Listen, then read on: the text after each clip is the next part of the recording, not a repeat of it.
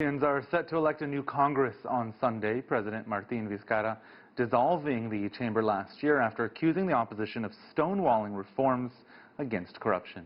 But as CGTN's Dan Collyns reports, it's not the only issue expected to motivate voters. This is an unusual election. There are no presidential candidates. Instead, Peruvians are voting to fill 130 seats in Peru's Congress after the previous chamber was dissolved in September. President Martin Vizcarra made the popular but controversial move, claiming the opposition-dominated chamber was blocking anti-corruption reforms, which had been backed in a referendum. And he had huge public support. This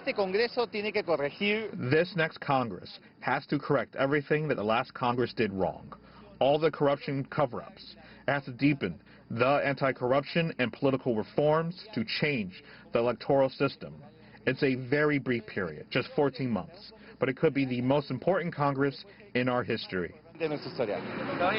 Campaigning for re-election, Alberto de Belaunde is one of just 17 former lawmakers running for office again. He's one of the better-known candidates for Peruvians who must choose from more than 20 parties and hundreds of contenders. That could mean low turnout and spoiled ballots, especially as this new chamber will only work until fresh presidential elections in 2021. How much reforms the Congress can get, that's another thing. And that's, I think, is very difficult because it will be a very, fragmented Congress, and you will need a lot of political dialogue, which was precisely, absent in the last couple of years. While Peruvians overwhelmingly supported Vizcarra's closure of the last Congress, they don't appear to be too enthusiastic about electing a new one. But this vote has opened up public debate about other important issues. The fight against corruption is not the only issue in these elections. Half the population is affected by sexism and gender violence.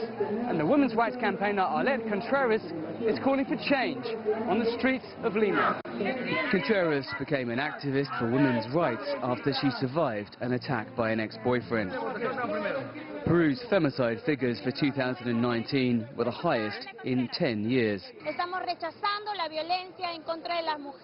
We are rejecting violence against women, the violence which has claimed the lives of so many women in recent years and continues to rise. I think we need to separate the wheat from the chaff. We need new people like Arlette, a fighter who defends us women, and that's why we want a new Congress with clean and honest people.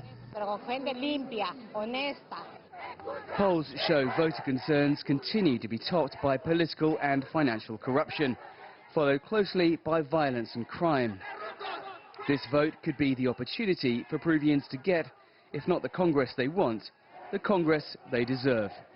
Dan Collyns, CGTN.